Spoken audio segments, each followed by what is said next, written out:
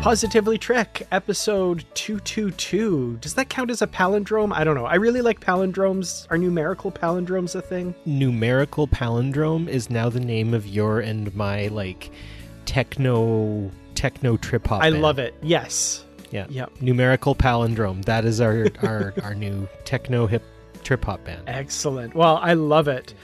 This is Positively Trek. I'm Dan Gunther. That other guy you heard is my wonderful co-host, Barry DeFord. Barry, how are you doing tonight? I am doing well. It became very cold where we live, and it's remaining cold, and I can't believe how cold it is. And when a Canadian complains about the cold, that's when you know. Maybe I've become fragile in my age, but I tell you, I just and it's getting warm again like tomorrow. Mm-hmm. So my head is just going to be like a haunted house for a little while with all that humidity and pressure changing. So yeah, it's good you caught me now, or else I'd sound a lot more like Bryan Adams a little later on, like a very sort of gravelly, or like the guy from Scream. Oh man. Well, maybe if we have some time, you can do a few singles or something. No, that would your viewership would drop very fast. Bought it at the 5 and dime. No, okay, no. See, you're way better than I am. 100% better. You're the Bryan Adams of this duo. Oh, I don't know. I don't know if I want that, but anyway. Yeah, normally I work outside too, and I did not today. So I was very happy to not be working outside today. So yeah. Ugh, well, we're not here to talk about the weather, although we seem to do that every week. That's just kind of what we do, at least in this part of the world. We're here to talk Trek. So we have some news items to talk about this week. And then after that, we have what I think might be kind of a fun discussion about social media in the Star Trek universe. And I don't mean, the latest fight du jour on Twitter or, a Facebook flame war about, I don't know, who's better, Kirk or Picard. I'm going way back to the 80s and 90s on that one. Yeah. But no, we were kind of thinking more along the lines of, if social media exists or were to exist in the Star Trek universe, what would that look like? So I'm kind of excited about this discussion. Yeah, there's a couple of threads that got me going on. And I got a very unlikely prescient comment from my lovely partner. She was like, anyway, no, I'm going to save it. Sorry, no, I was about to go into it because it's a good one. Everyone's going to like it. Oh, cool. Well, definitely hang on to that. We'll talk about that for sure. But yeah, we want to talk about some of the news that's been going around in the Star Trek universe this week. And to start out with, I wanted to share this fun video. I don't know if you've seen it. This is an advertisement for British Airways with Star Trek invading Heathrow Airport in London. So did you get a chance to see this video? I haven't seen the whole thing yet. And again, it's because I just popped in and had a look around. But I find the pictures remarkably amusing. And it might be something that I think I would probably be able to do myself. Yeah, it's only a minute long, so... Yeah, I got about to, there's all the people doing like the hand salutes and stuff, and it's cute. It reminds me of kind of what I would like to do if I was to ever go to like a Renaissance fair, where I would show up in a 60s Star Trek uniform with like one of the old tricorders. And like, there'd be like a Kirk and a Spock there or whatever, right? So it's really very much like what I would like to do, just kind of at any kind of like heritage park or something. Oh yeah, that would be a lot of fun for sure. Well, this ad was created to advertise the fact that I guess Paramount Plus is going to be partnering or is partnering with British Airways to show Paramount Plus shows and films on British Airways flights, I guess. So that's kind of what this is announcing. The video itself is a lot of fun, and knowing some of the people who contributed to it as consultants, Dayton Ward, for example, one of the Star Trek authors, who also works as a consultant with Paramount. Yeah, absolutely one of the best. And the Easter eggs in this are wonderful. And I've picked out a couple. I'm sure there's a lot more. But anybody out there who's read the Star Trek Vanguard novels, there's actually, there's one part where you see the departures and there's, flight 1701 going to, the very obvious ones.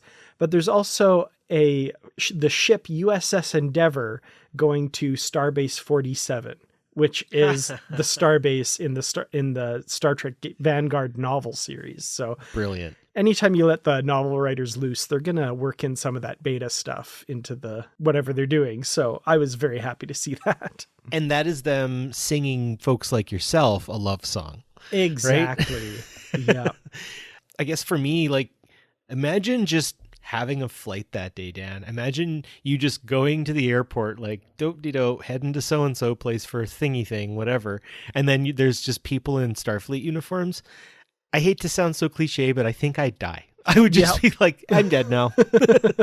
Skull emoji, skull emoji, skull emoji. Yep. Exactly. Like just all of them. Every single skull emoji. An upside down skull emoji. That's how bad it would be. Yeah. So yeah, it's pretty cool. It's amusing. Very amusing. Mm-hmm. Well, from there, we move on to a very much less amusing news story, which is quite sad. We just learned this actually yesterday as we're recording this.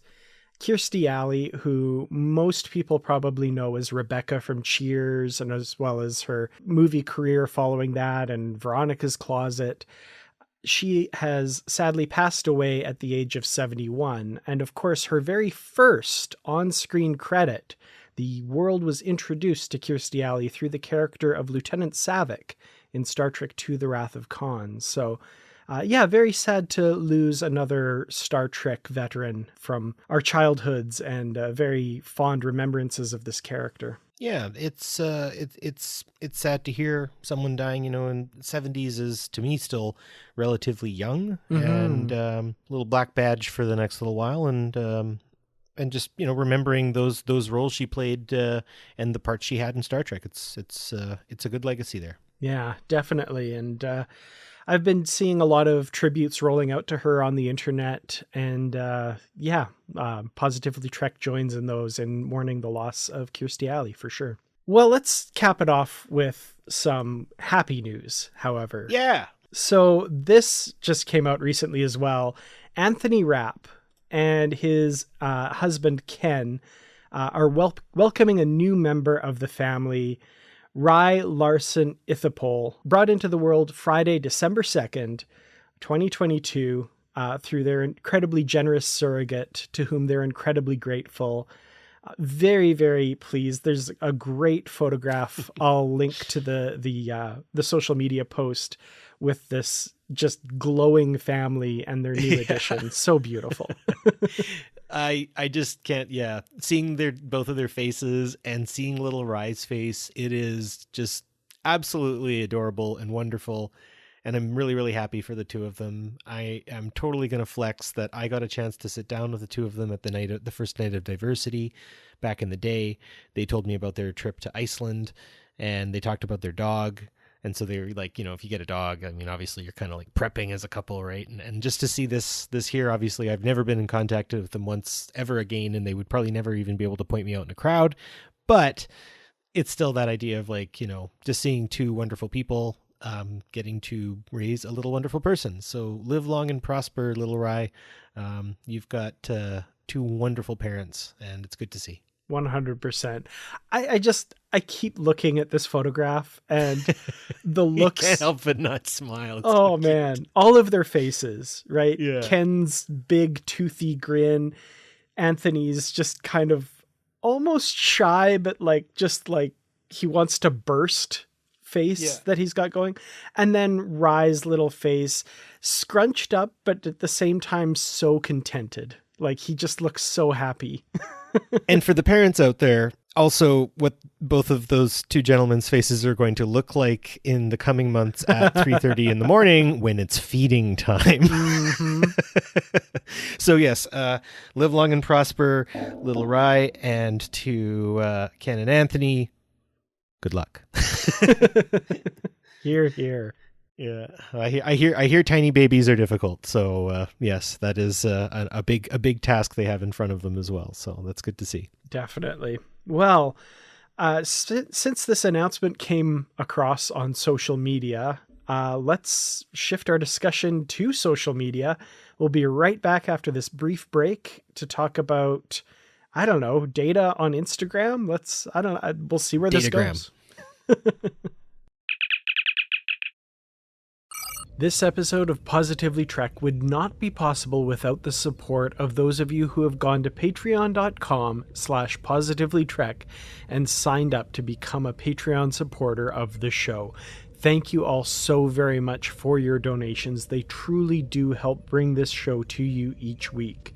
Thank you especially to our Constitution class supporters, Joyce Marin, Justin Ozer, Jim Stoffel, Jesse Earl, Dave Garcia, Rick Young, and Paul D. Kinnear. If you'd like to become a supporter of the show, go to patreon.com/positivelytrek.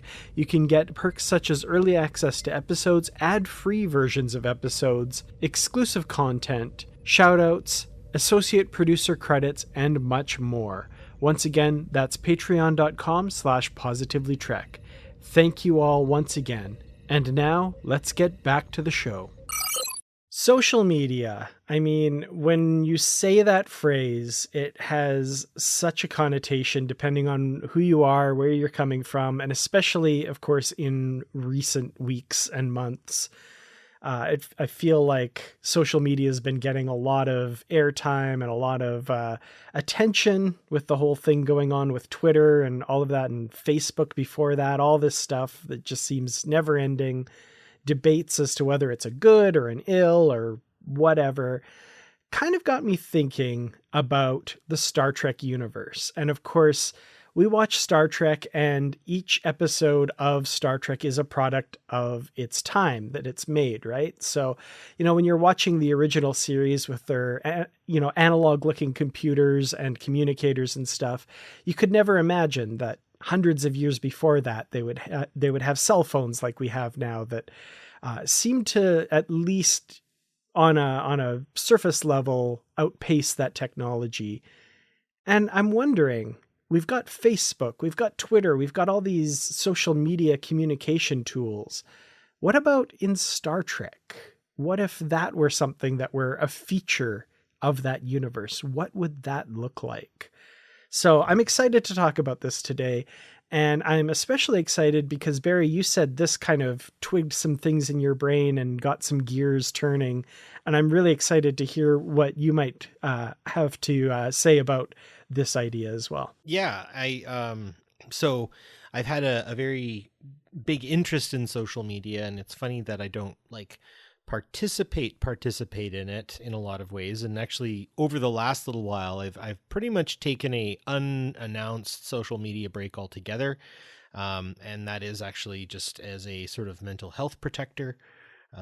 There's just a lot of things happening and a lot of things that have been stressing me out, and though I'm not some person who's going to necessarily put his head in the sand forever, I do believe in taking little vacations from the digital commons. And that's maybe where I'd want to take this is the purpose of social media, and making a bit of a distinction between social media and what I've just said, the concept of the digital commons. But that's a little politrecky again, but that's okay, because I think it's part of having a positive conversation, because I think this gives us a chance to imagine ways that we could maybe detoxify social media as well by thinking about it through a Trek lens. I like that, yeah, because like I said, there's so many connotations, so many things that spring to mind with social media now. I mean, I have a really hard time sometimes thinking of it in a vacuum because it has meant so many different things to me at different points in my life. Like when I lived in Korea for 2 years, I was so thankful for Facebook to connect me with people back home that I could converse with on a regular basis, much more so than you would generally with emails or phone calls or anything like that. It just kind of gave it an immediacy that made me felt still a part of that community, even though I was so physically removed from it. And then, of course, in more recent years, the very toxic aspects of that and what it means for misinformation and what it means for, intentionally misleading people and driving consumption and driving social ill. That's kind of been the center of the conversation around social media for the last little while. Yeah. And I think that very multidimensional explanation about social media, and through time and space, its usage can be very much however we make it. And I mean, that really kind of is the purpose of social media, right? It is a medium to which communication, information, goods and services can be exchanged. It is part marketplace. It's part commons, like I said, where people can meet socially and do things there, ostensibly for free. And I think that's where I want to kind of go with some of this as we look into the purpose of social media here, and as our look into the future, right, like with Star Trek, and as you've mentioned, is always going to be a reflection of the contemporary time in which it was made, right? That's why the Enterprise D has carpet, right? and stuff like that. So I think, yeah, again, kind of digging in that direction is probably going to be the way I'm going to sort of imagine it. But I think also, and you've brought this up, but I want to give credit to Rochelle, my partner, that she actually brought up a really good point. And you've said, like, so in our social medias, where would we find most characters, gravitating, right? Like, where would Spock gravitate? Would Data be on Instagram and would just post pictures of his observations of Spot, right? Well, Rochelle ends up saying, she's like, Kirk would just have a Tinder profile because he would find any other social media completely irrelevant. And I was like, bullseye. I thought that was really good. And she's like, and the 60s one, not the newer one, that 60s one, he'd just look for the space babes. And I'm like, yep, he would. Mm-hmm. So I thought that was pretty funny. I do like that. I like the idea of like Spock being on, like, the only social media he's on is LinkedIn. And he doesn't even... I actually had this conversation with another Star Trek podcaster and the person I do the live show with on Saturdays, Brandy Jackala. And we were talking about, he'd be on LinkedIn. He wouldn't make any connections to any other people, but he would very meticulously update it every time he had a new assignment and all that kind of stuff. I could see him, or I could see him on Tumblr. Just like, again, kind of like blogging, like emotional, philosophical, Vulcan-y sorts of things, just always kind of talking about, like, I mean, maybe actually the LinkedIn actually makes a little more sense because it is a lot more procedural. I might save my Tumblr for Worf, and he would talk about his journey as a Klingon. He would like blog about it. And be like, today I said Qapla' 4 times, or something like that. I will try to say it 5 tomorrow. Never apologize for being Klingon. Just an ever updated list of things that are honorable and things that are dishonorable. Yeah. You just continuously add to it. So that's where I think he would just sort of kind of Tumblr around. I could see William Riker using Instagram. Oh, yes. And just picturing himself and his trombone and him in his little jazzy nightgown negligee thing he goes around in.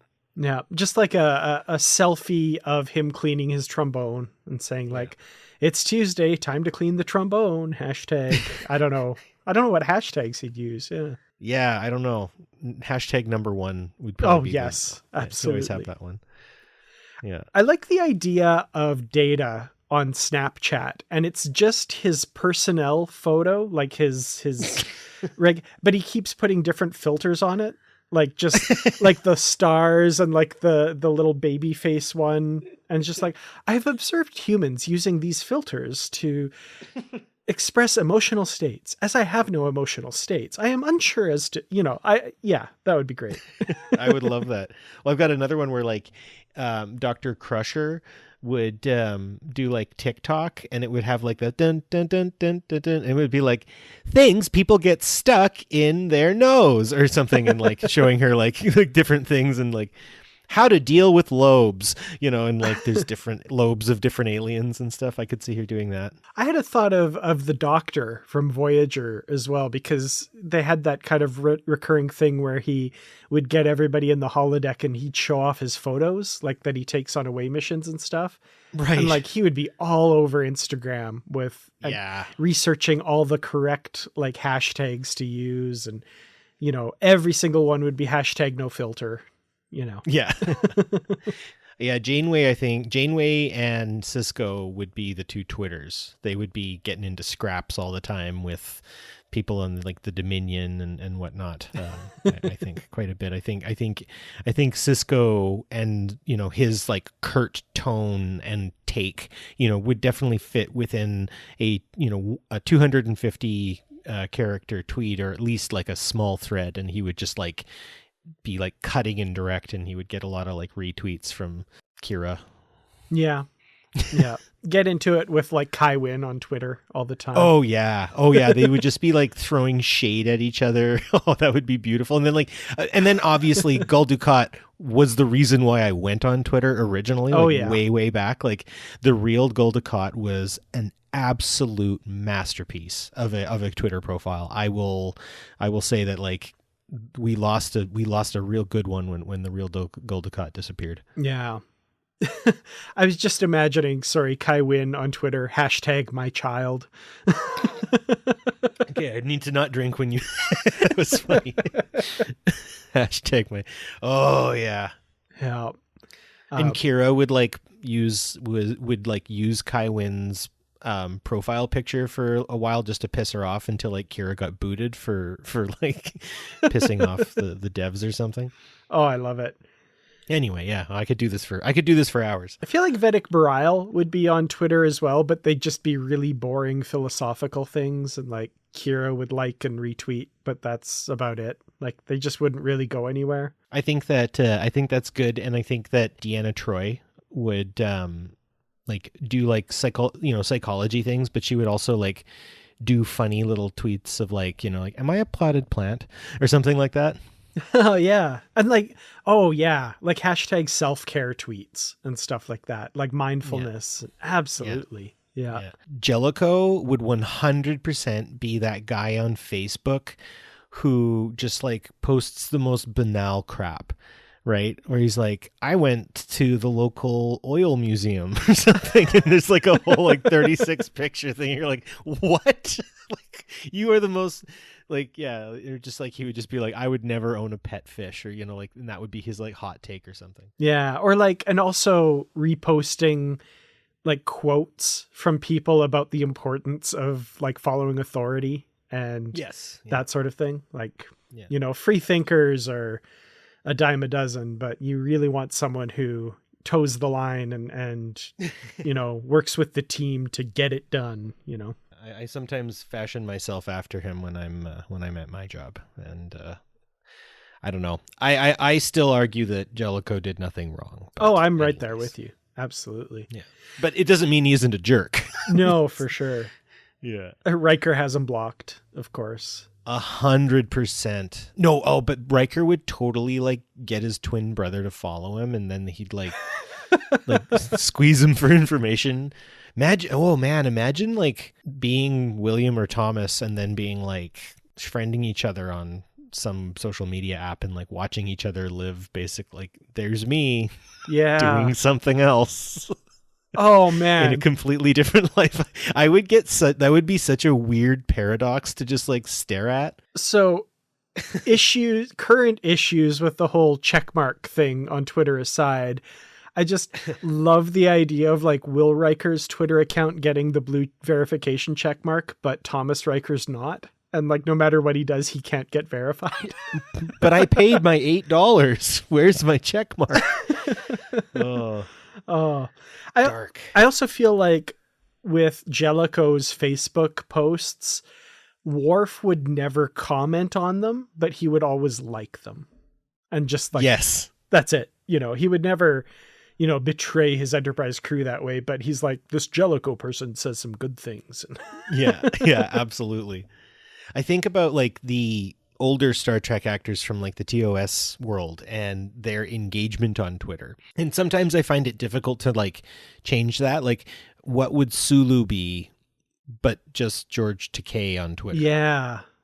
Right? Like, I really, as much as I do believe that George Takei is an actual human being who isn't a fake human being like Sulu, we can definitely see a lot of George Takei's personality come through Sulu in a lot of ways, I think, or at least, I don't know. It's such an iconic character, and he has owned that, you know. And I know there has been others who have now played Sulu, and they did a fine job. It's just Sulu is George Takei to me, and we may recast him one day, and I'll accept whoever that is, and that's fine. But like, I wouldn't really necessarily know how to change Sulu from George Takei, other than, you know, the Star Trek character would talk more about like cool ways to like move through warp drive or something. Yeah, or like botany and fencing and stuff. Like, I feel like he'd be very hobby driven in his posts. Yeah.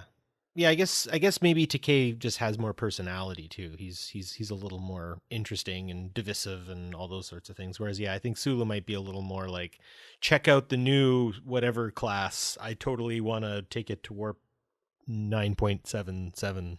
I like the idea of Uhura posting on social media and, you know, using the language to post something short and, you know, it seems fairly innocuous, but there's just such a deeper meaning behind it that she's communicating with the people following her in ways that you couldn't even possibly imagine. Like, you just read it and you're like, whoa, that's really deep. And then she like hashtags it Mr. Adventure because you know exactly who she's talking to. Well, and I think that Uhura would be really well suited for social media, especially because it is a language-driven, text-based medium of communication. Mm-hmm. There are no gestures, there is no tone, right? That said, if you're using something like Chinese characters, where you can use different characters that are homonyms of words of different meanings, but they're homonyms, so you can create kind of innuendo and nuance. Like, I do follow quite a few accounts that are in China, and it's because I've got friends who work there, and there's a number of really positive connections I have with people who are living and working there, both mainland nationals and then also foreigners working there. And one of the things I've noticed in their conversations, and it always comes up when I hit the translate button, if it creates this like weird, bizarre nothing word, it often means that they're using some kind of character-driven nuance in the way they're speaking to refer to something else. Mm-hmm. And someone like Uhura, I think, would be very well suited to being able to not only decode and understand that, but be able to synthesize that information and convey meaning to people who may not understand it, and therefore be kind of like a good sort of, you know, those people who can kind of TLDR things for everyone, like too long, didn't read, what is this person really trying to say? I think she could be a really good person to explain stuff. Like, she would really have like those long threads of like, this is what this means, and here's how I'm going to break it down for you. I think that would be really cool. Yeah, she would be really incredible at that. And I also feel like, and I mean, I really hope that in the 23rd century, there wouldn't be, you know, the equivalent of flat earthers or science deniers or something like that. But I feel like she could just so pithily put them in their place with such a, you know, perfect rejoinder to whatever ridiculousness they're trying to derail the thread with. That would be like a masterclass in the use of language and communication. Yeah, and I think in this case, we're probably leaning a little more on the JJ Uhura. The other one was a little more, I think she kind of portrayed, Nichelle's character was a little more fallible. Like, I remember when she was like trying to communicate in Klingon and was like, Dok Makta! Oh, God. But at the same time, again, she has that willingness, right? And she has that ability to, you know, her life is spent, you know, listening and watching. And that's the most fun thing to do on social media, I find. Scotty, of course, just sharing technical breakdowns of different pieces of equipment and stuff and technical journals. And, oh, did you see the latest Starfleet journal update number 347.2A? Oh. Yeah. And then Bones would like respond to like the picture of Scotty as he's like selfied himself in one of the Jeffries tubes, like doing some kind of work. And then Bones would be at the bottom and he'd be like, Montgomery Scott, this timestamp is at 0402. Why are you up? Definitely. Any of like the food selfies that people take and stuff, he's commenting on the nutritional value and how they need to come into sick bay for their annual physical. And Yeah, yeah. Yeah, he would like throw shade at like the people who like blew off his like physicals and stuff like that. He'd be like, "That's a really nice looking Mai Tai ensign, Romerick. Where were you yesterday when you were supposed to have your physical?" That sort of thing. Absolutely. I like the idea of Odo being like talked into having a social media account and him posting about why it's a waste of time all the time. Yeah, but he would irreverently refer to every one of his like posts as like thoughts from the bucket. And every post would start with, "If there's one thing I've noticed about you humanoids, it's..." Yeah. Yeah. Oh, he would be so surly and just sour all the time. I'd love it. Oh, Rene Aubergenois, I miss you dearly. Oh. Here, here. And every one of his posts, the first comment is by Quark. And the reply to it by Odo is like whatever textual equivalent of a harumph is. Yeah, exactly. And then like there would be like evidence that like over a certain very brief period of time, Odo will block Quark and then like grudgingly unblock him later. And then like Quark would like parade that around for a while. Totally. He'd like use some excuse that like, well, I got to keep my eye on the criminal element or something like that. But he honestly just really wants to hear what Quark thinks and kind of needs his validation. And yeah, that's totally his purpose there. I love it. Yeah, I guess like kind of just like rolling through every character, you start trying to kind of imagine them in that sort of space that we've created. But I actually kind of think that there's a larger space that we could sort of imagine for social media. And I don't know if is it time yet to maybe not fully change the subject, because I have more characters I want to talk about because this is too much fun. Oh yeah. But I just thought maybe kind of thinking about like how our social media works, and we're pushing characters that arguably aren't from this time into ways of interacting that, if they're in the future, then their like entire ways of interacting would be, quite different, especially if we go on the premise of what Picard says to Lily, in the sense that money is no longer what drives us. Though later we do find that money still is a driving factor. It does seem that, to kind of put it as succinctly as possible, is kind of, it seems like the Federation has created something of an irreducible minimum, in the sense that everybody has access to a replicator. Everybody seems to have access to housing. Mm-hmm. Everybody has access to that minimum, right? No one is going homeless. No one is going to, not have their health taken care of.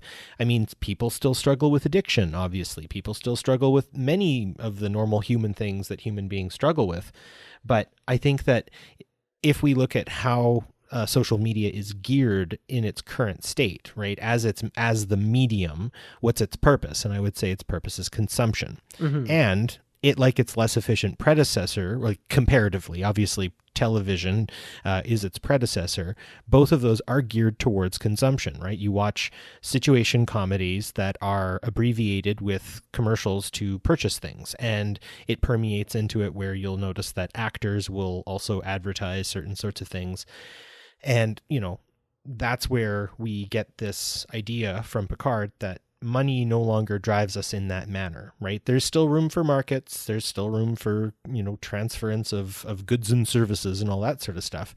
But I don't really think it would be a social media that we would imagine. Mm-hmm. And if I was to use maybe any kind of criticism that Star Trek has been doing, I think, to itself, I think Lower Decks and Discovery have used a lot of self-referential critiques, especially around merit being the new currency. And I think that social media would be very merit-driven. So Spock posting his activity on LinkedIn is a lot more accurate to what I think their social media might look like in that sense. Mm-hmm. Yeah, it's an interesting aspect of this that I'm eager to talk about as well, is what would it look like in the Star Trek universe? Like, jokes aside and all that sort of stuff, like what is the closest equivalent, So like, where would people go, or what would people see when they looked up on whatever the version of the internet is, like whatever shared space there is that's not the physical space, when you're looking to see, what's this person up to? What's what's going on in their life right now? How would that get shared? What would be shared? Is it just the collection of personal logs? Is that it? Or is it something else? Well, I had mentioned earlier the concept of the digital commons. And so to take everybody back to sort of feudal England, like for instance, or feudal Europe, and I'm using European history, and I know that other cultures and other societies have dealt with this sort of situation of interaction and how people interact and stuff much differently. But I am using the sense that the culture that built Star Trek is the Western society that comes from Europe specifically. So that's kind of just a quick little throat clearing before, anyone thinks like, well, actually, in most parts of Africa, they had a much more democratic communal system where communication was actually extremely efficient.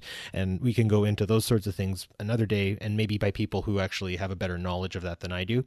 So going to European history specifically, there actually were, back in the day, areas of land that weren't owned really by anyone. They were just simply called commons. And that's where peasants, especially people living in cities, could go and grow crops for themselves. They would create small markets between themselves that could move goods from place to place, using different types of currencies, barter, all that sort of stuff. And those commons existed pretty much from the fall of Rome to about the early 1600s, and in kind of then is when we start seeing what was called the closure of the commons.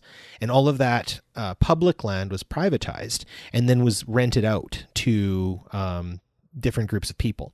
And so I think about what social media is we never got that other part where we could just have an open space to simply communicate. Like maybe ICQ and Windows Messenger, where you could get into group chats, would have been kind of that small moment where we had that kind of uncommercialized commons. Mm-hmm. And I think that maybe to some degree it might look like that, where you could enter different rooms and visit different people in those rooms, and you could move from room to room and kind of go in that direction. Like that's what I would think it would be. And it would be very social. And if there was any kind of like social posturing, it would typically be based around merit.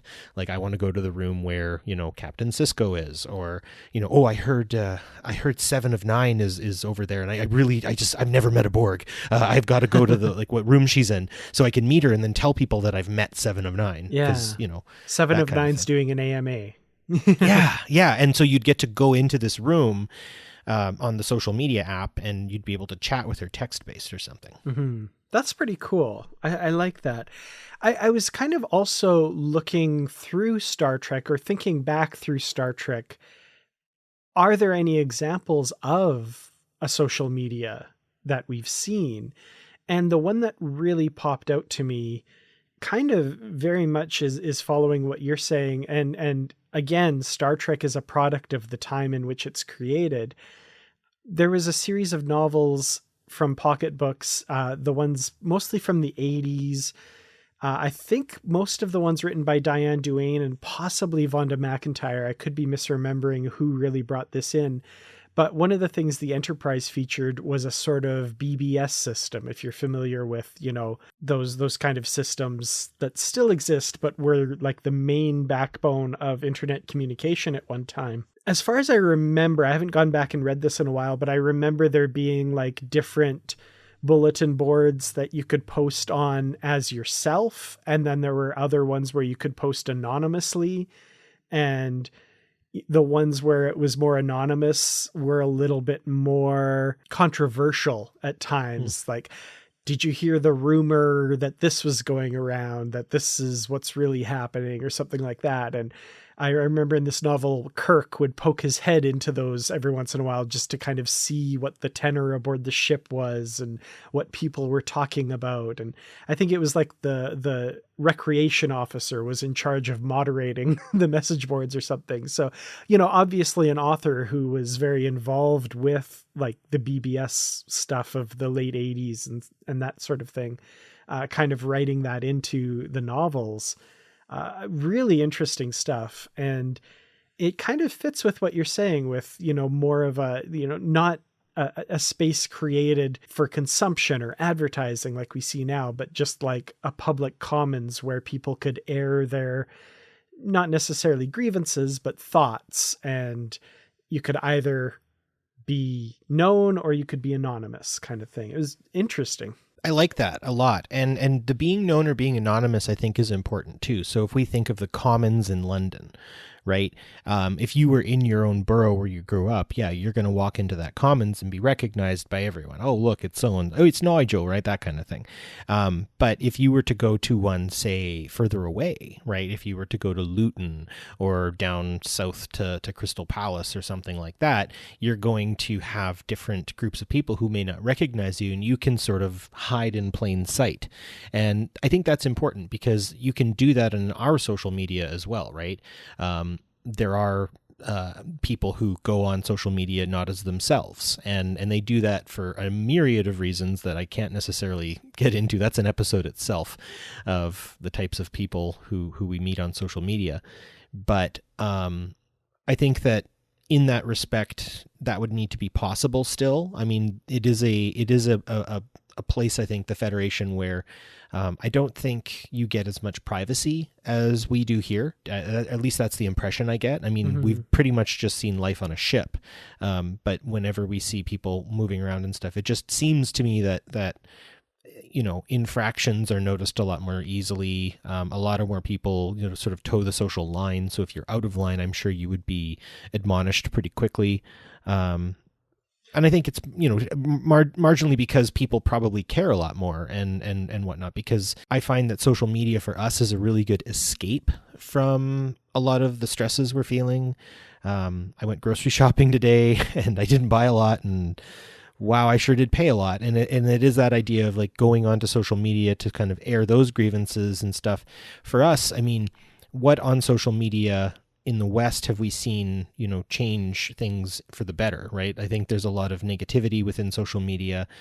We have seen social media used in other places. So like, for instance, in the Arab Spring back in the late 2000s, they used Twitter to, in fact, coordinate their protests and operations and movement and stuff. And of course, that has led to the surveillance state also very much moving its way into our social media. Like, basically anything you do on social media for whatever reason is cataloged. Now, typically it's not the government. They're not looking after it's because Amazon wants to sell you something you really, really want, right?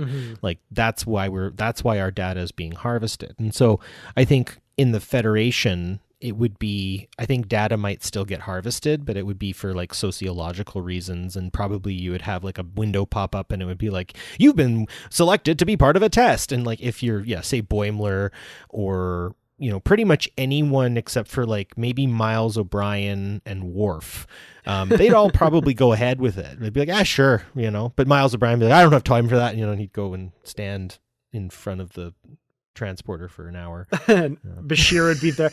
Come on, Miles. It's an important scientific study. No, I'm too busy. Yeah. It's funny you talked about there being less privacy in in the Star Trek universe and stuff. I definitely feel that. I remember at one time thinking when I was younger, computer, locate Commander so-and-so, and the computer just tells you where they are, which, I mean, yeah, okay, it's an ostensibly military or quasi-military vessel if you're looking for another officer and they're supposed to be somewhere or something like that. But there's also like, well over 500 civilians aboard the ship and stuff. So like if, you're looking for your teenage kid or something, is that location always available to anybody else on the ship? That's just kind of like, wow. I don't mention this much, but as a school teacher, I do interact with young people who are constantly interacting on social media. And there are a number of apps that will tell you not only your location, but where you are and how fast you're moving. I remember seeing that, and a student was late, and another student was like, "Oh, don't worry, so-and-so is on their way." And they just pointed at their phone, and I see that student is clearly driving to class. And it's like, I still really don't know what to say. Like, it really does. I mean, as much as like that must be very reassuring for a parent, but at the same time, I don't know how to feel about that. Mm-hmm. Like, I do actually really value my privacy. Yeah. And I don't know how to feel about that. Yeah. No, I'm right there with you for sure. I have the feature on Google Maps that you can share your location with someone. And my wife and I just recently saw something on a show or something. Or no, it was a podcast, and the husband and wife who do the podcast were talking about that and how they actually share their location with each other on an ongoing basis, just in case, right? And we kind of decided, like, you know what, we should probably do that. Like, you know, what if something happens and you don't know where the other person is? You can just look and see, oh, okay, they're there or whatever. Not something that either one of us is going to like look at every day or watch or anything like that. But if for whatever reason somebody needs to know, it's there. And you know, I would trust my wife with that information. I don't think I could trust a single other person on the planet with that. And that's not saying anything, you know, I wouldn't want to share that with anybody, not because I'm doing anything I'm not supposed to be doing or anything, but nobody needs to know. Like, why? None of your beeswax. Yeah. Like, it's really, it's just, there are things one needs to know, and there are things one does not need to know. And that just, for me, is a major not need to know. Mm-hmm. I do have one sort of imagining that I was like, oh, this is sweet, and something I really like is the concept of utilizing the holodeck for social media. And I think, you know, imagine being able, and I think that imagine the holodeck and imagine using it as a medium for like meaningful contact between individuals and groups. Mm-hmm. You know, like maybe what they would do is two individuals or a group of people would coordinate a subspace transmission wherever they are. And that would feed into the holodeck programming, and it would render an individual pretty much in real time, a hollow version of them. Mm-hmm. And so in that case, you could actually like physically interact with them as close as you possibly could. And for a myriad of reasons, I think that would be an extremely good thing and kind of like a mental health game changer. Imagine being on like a deep space science mission, right? I mean, obviously military purposes, you probably wouldn't be able to do that because, you know, your enemy will pick up your subspace transmission, and that would be an awkward sort of thing to come across, and it would probably compromise everything. Yeah. So maybe not when you're patrolling the neutral zone or something.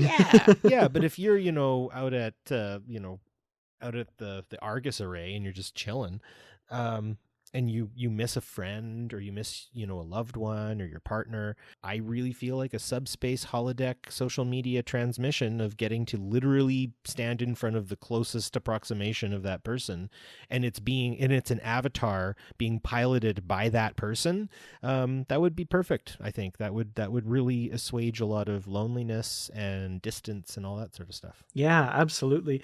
There was actually, again, drawing from the novels, there was a series in the 90s, a mini series, the Star Trek Gateways books, and it was one of those cross adventures with like TNG, DS9, Voyager, and New Frontier at the time, and all of these.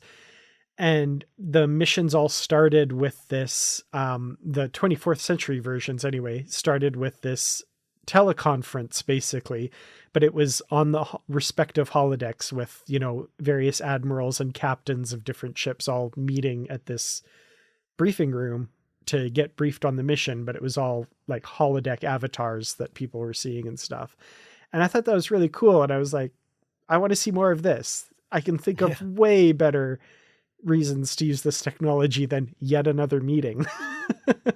Right? Or like practicing your Shakespeare. Like, honestly, as much as they have used it really well, I just think about, for me, the mental health game changer it would be if I could like schedule holo visits with my Star Trek friends, and we could just laugh and dance and play together, and just, I don't know, like have a holodeck convention, every little while, like, and it wouldn't cost anything. It would just be a time we could schedule and just happily be in one another's presence. Yeah. It's something I now fall asleep thinking about because it's just so relaxing of a thought. Yeah. And I mean, like, you can think of holodecks as the ultimate extension of gaming nowadays, right? Mm-hmm. So, like, can you imagine the holodeck equivalent of a LAN party, but you're all in different places and just meeting in that would be so cool. Absolutely. Yeah. And think of the games, like all the different games you could go from anywhere from floor hockey to a reenactment of the English Civil War. Like, it would be amazing. Yeah,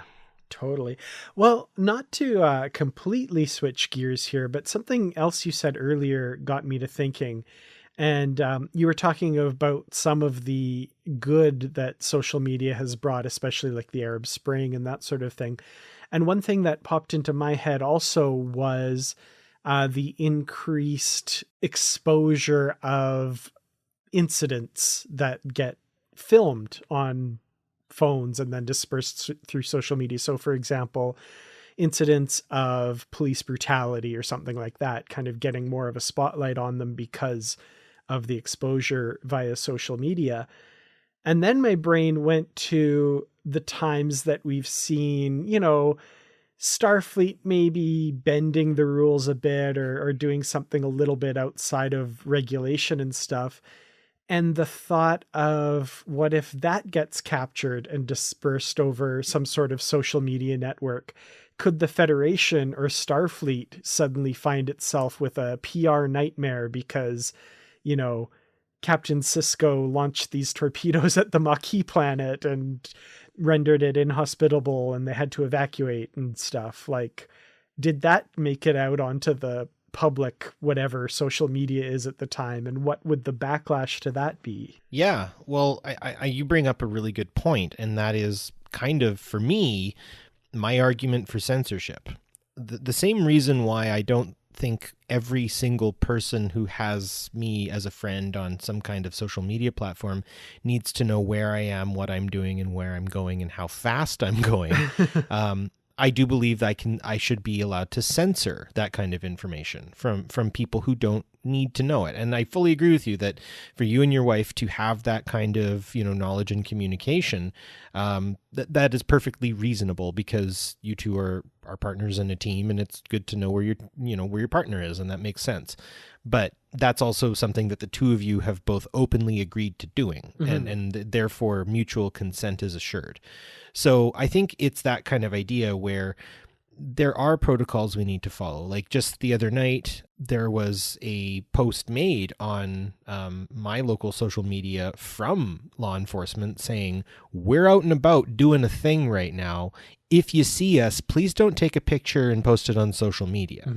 And though I may be critical of a number of reasons why policing takes place where I'm at, and all of that aside, we do have to understand that posting too much information on social media can be extremely compromising. And knowing the difference, between what should be and shouldn't be shared and in what mediums and with which individuals and all that stuff is something that I think needs to be better taught. And I hope by the 24th century, they've got something like that on lock. So people might know at that point how to better communicate. Because, how long has social media in its current state really been in existence, right? It's a very brief thing. And I think it really got juiced over the pandemic and has been juiced ever since. But I think in 300 years, my hope is that we would have better understandings and protocols and ways to communicate on, say, a digital commons. That would also mean that, I'm doing something that could be sensitive information. So I'm going to make sure that I, display the sensitive information in the appropriate places to the appropriate people, But yeah, leakage could be a real problem. And I think that the Federation would be in its rights to be judicious in its censorship. Yeah. There's always a case to be made on both sides of that argument on a case by case basis, right? So Right. yeah, and I mean in what is purportedly a functioning healthy democracy like the Federation, The Federation. we're supposed to believe. Yeah. Let's be honest. Hopefully that is something that there's some public trust in, but also public responsibility in. And I think a lot of people focus on their rights as an individual, but less on the responsibilities as an individual. And, you know, it's that constant balancing act, right? So, yeah. Well, I do believe that our current social media could learn a lot from the perhaps cliched Star Trek phrase of the needs of the many outweigh the needs of the few or the one. Talking to you, Elon. But and like a myriad of other people. Like, I mean, I don't want to. I mean, I'm really shooting at low hanging fruit there. But anyways, yeah, I do think that if you had a commons that was prone to riot before the closure of the commons back in feudal England, as I was mentioning earlier, then you had a sick society, right? And if you have a social media now that, you're right, is prone to very abrupt and sudden shifts in public viewpoints on, you know, health measures and, you know, different ways of you know, the whole fake news and you know, alternative facts and you know, the whole subjectivity of reality, right? The subjectivizing of reality, and taking away the objective and kind of muddying that water in terms of what is and what isn't, and how are, you know, I'm just asking questions kind of stuff. We would have to do a lot to manage that, because I think social media lends itself to, you know, people masquerading, people, you know, moving in to just stir things up. And I guess maybe if you're in a society that's driven on consumption, you're going to see people do things in certain ways to get attention. And usually it's for consumptive purposes, right? Either they're consuming information about you, or you consume more information and are stuck on the app more, and therefore more ads pass you, and, you know, you more passively consume. But either way, you're being drawn in. And it's not to say that I don't think that Star Trek social media wouldn't have its, you know, version of a troll. I think Odo would make a good troll. Quark would make a good troll. Heck, you know, I mean, to some degree, I wonder if Cisco would poke every now and again too, just to sort of see what people around, because he did have a certain irreverence at certain points that I always really appreciated. Mm-hmm. Yeah, Tom Paris, I could see getting up to. Oh yeah. Yeah. Or how would Eddington use the digital commons to infiltrate the Defiant? Oh, absolutely. You know? Yeah. You know, I think that would be interesting to sort of see how we might imagine something like that, or, you know, what would happen when the Dominion invaded? You know, would they invade their social media as well? Mm-hmm. Yeah. Like all of those changeling infiltrators, presumably they also have access to the social media of the person they've assumed the life of, right? Yeah, it's a form of catfishing. You know, you are literally taking on the persona of somebody else in order to gain some kind of otherwise unattainable advantage, right? And with that, you know, there's an abusive element to it, there's an exploitative element to it. And so I think that's the point, is the best part about Star Trek is, though it's utopian to us, it still isn't perfect. Mm-hmm. And it still has its challenges, it has its own contradictions that it would have to deal with that could be also sort of existential to society. And I do worry that sometimes social media is kind of like the new printing press. And absolutely.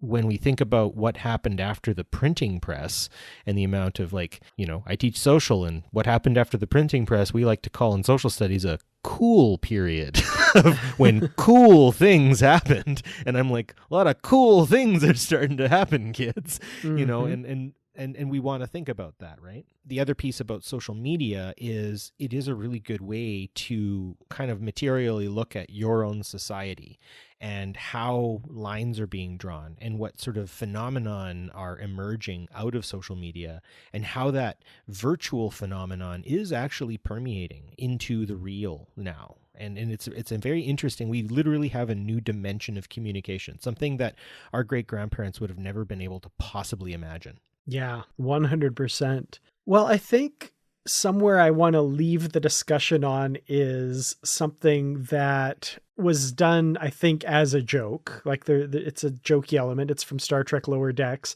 but also has like a very chilling, terrifying aspect to it. And that's the one character who is a self-proclaimed conspiracy theorist who says Wolf 359 was an inside job. The Dominion War never happened and changelings are a myth. Does that exist without social media? And what does that mean for the state of Star Trek universe social media at that point? So that was a little terrifying. Even though it was funny, it was terrifying. Well, and it's very ripped from the headlines too, right? Very much, yeah.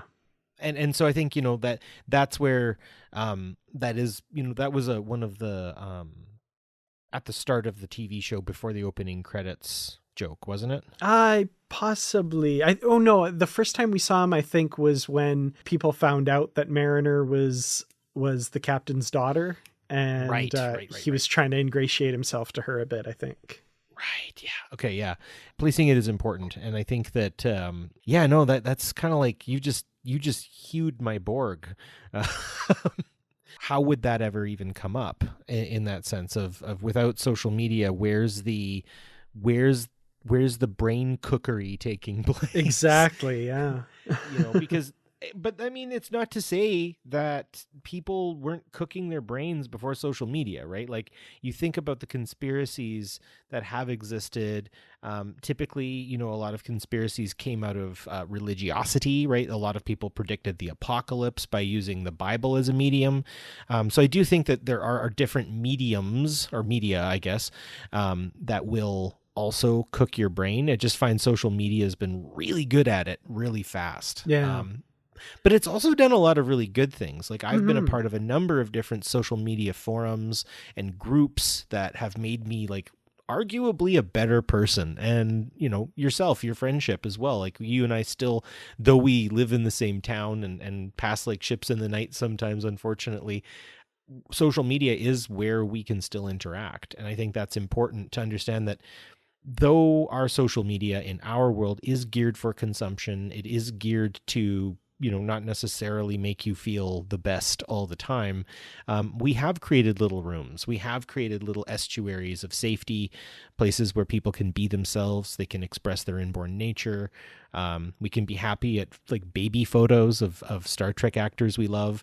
Those kinds of little pockets, I think, are kind of where I'm starting to really gravitate toward myself. And it is a form of self-care because you can get lost out there. It's a sea. And it's a big, wide open sea, and it can be very daunting. And, I think about my anxiety and stuff like that peaking when I get into a fight with someone on a social media platform. And I think back, like, as much as maybe, like, who are you really arguing with but yourself? Like, you don't know this person, you don't know who they are, you don't know how many people are even going to see your post if you're not really that, you don't have that many followers anyway. So I often wonder sometimes, like, we can sort of imagine social media a little more utopianly and maybe a little more Star Trek-ly.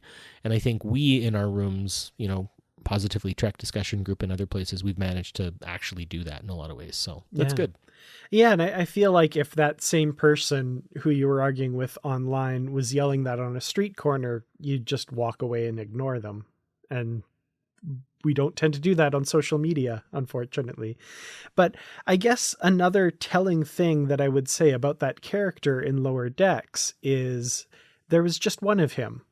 And if social media was more permeating based on what I see in the people around me sometimes in a day-to-day life, there might be a group of them if that was learned over social media. Whereas, like we said, on Lower Decks, we just saw the one guy spouting those conspiracy theories. So maybe he's the guy shouting on the street corner that you just ignore. I hope so. And it looks like even guys who shout on the street corner still get the irreducible minimum of having a job and having things to do and having a bit of a life. Absolutely. 100%. Well, speaking of wonderful oases of social media, as you mentioned, the Positively Trek discussion group is where you can follow us most easily, see when new episodes are posted, share your thoughts on this episode and anything else we talk about, and anything to do with Star Trek. Barry, you mentioned you're taking a little bit of a social media break, but where can people find you or not find you, if whatever the case may be? Yeah, Barry DeFord on Facebook is typically the best way to find me. Again, I'm not immensely active. If you have friend requested me, prepare to wait a little while. I'm probably going to keep this little social media vacation through to Christmas holidays, and then when Christmas holidays start, I might emerge. Positively Trek you can find now on Mastodon. That's Positively Trek at masthead.social, I think is the server that we're on there. So you can find us there on Mastodon. If you look for us on Twitter, it is still there, and there is a link there to our Mastodon account. So I'll be maintaining that as an outpost on Twitter in order to find us, just at Positively Trek, but no longer posting there on a regular basis. So yeah, and of course you can find me in the Positively Trek discussion group, and you can email us positivelytrek@gmail.com. So thank you all so much for listening this week. I hope you enjoyed the episode. We'll see you again in the next episode. Until then, as always, live long and prosper, and stay positive.